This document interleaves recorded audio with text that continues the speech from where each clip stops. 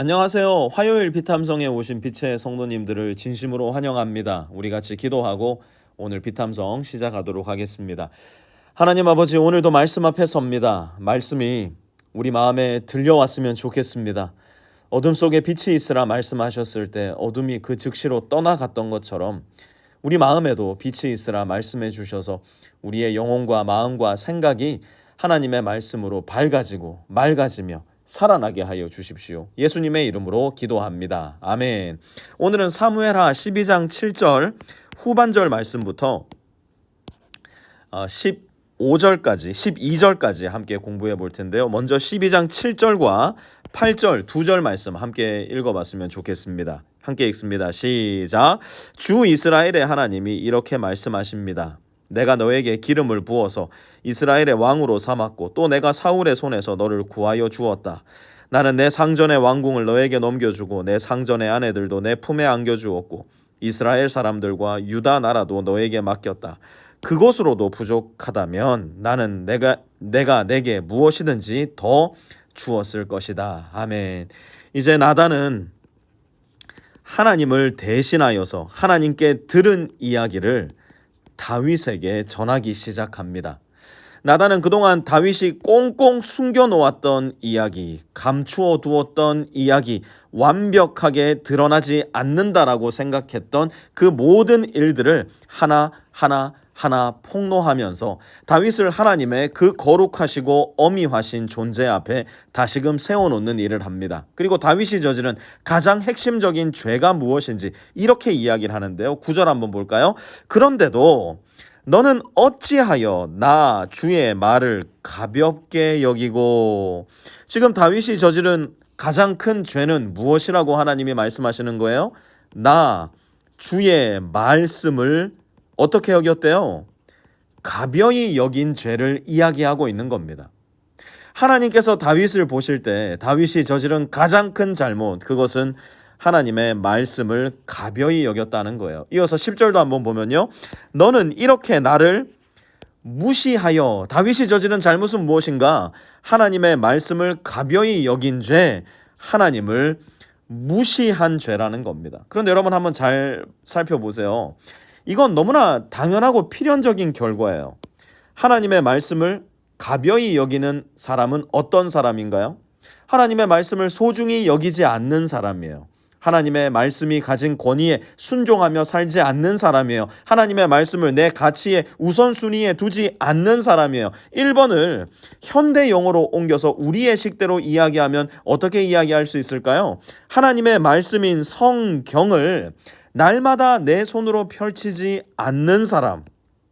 하루 종일을 살아도 단 한순간도 하나님의 말씀이 내 마음 가운데 떠오르지 않는 사람.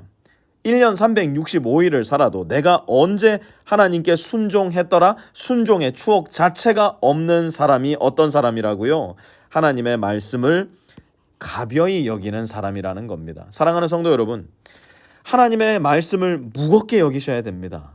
하나님의 말씀을 무겁게 여긴다는 게 무슨 의미인 줄 아십니까? 이렇게 한번 생각해 보세요. 여러분이 배낭을 하나 맸어요. 이렇게 있는데 내가 배낭을 맨 거예요. 그런데 이 배낭에 아무것도 안 들어있어요. 너무 가벼워요. 그러면 내가 이 배낭을 하루 종일 메고 있어도요, 이 배낭 자체를 의식하지 못합니다. 나중에는 내가 배낭을 메고 있었네. 배낭 자체를 무시하는 사람이 되는 거예요. 하지만 배낭에 든 게 너무 많아요. 배낭이 무거워요. 그래서 내가 이 배낭을 메면 배낭을 의식할 수밖에 없어요. 1분 1초, 배낭이 있지, 배낭에 뭐가 들었지, 이 배낭을 잘 울러매고 있어야지, 매 순간 배낭을 의식하며 살아가는 겁니다. 하나님의 말씀이 우리의 삶에 그런 존재가 되어야 한다는 거예요. 너무나 소중하기 때문에, 너무나 아름답기 때문에, 너무나 완전하기 때문에 늘 의식하고 생각하고 간직하며 언제든 기쁨과 감사함으로 사용할 수 있는 말씀. 일주일을 살아도 의식조차 할 수 없는 그런 가벼운 말씀이 아니라 언제라도 어디서라도 누구와 함께 있어도 생각나고 말할 수 있고 나눌 수 있으며 기뻐하고 즐거워하며 감사할 수 있는 말씀. 만약 내가 그렇게 살고 있지 않다면 나는 어떤 사람이다? 10절 다시 한번 봐보세요. 너는 이렇게 나를 무시하여. 이게 무슨 일일까요? 이렇게 나를 무시하여. 말씀이 우리에게 그런 무게가 없다면 우리는 필연적으로 하나님을 무시하는 사람이 되고 만다는 겁니다. 그렇다면 하나님의 말씀을 가벼이 여기고 하나님을 무시할 때 무슨 일이 일어날까? 10절 다시 같이 한번 읽어볼게요. 시작. 너는 이렇게 나를 무시하여 햇사람 우리아의 아내를 빼앗아다가 내 아내로 삼았으므로 이제부터는 영영 내 집안에서 칼부름이 떠나지 않을 것이다. 여러분, 하나님의 말씀대로 살아가며 지금까지 탄탄대로 태평성대를 누려왔던 다윗의 인생과 왕국에 이제 어둠의 그림자가 드리우기 시작합니다.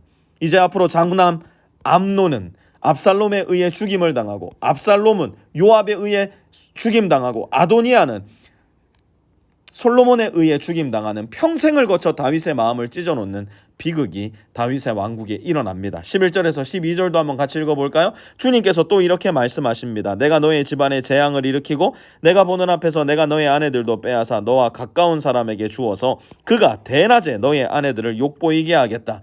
너는 비록 몰래 그러한 일을 하였지만 나는 대낮에 온 이스라엘이 바라보는 앞에서 이 일을 하겠다. 이 말씀은 다윗이 가장 아끼던 아들 중 하나였던 압살롬에 의해 실제로 일어나는 비극적인 역사가 되고 맙니다.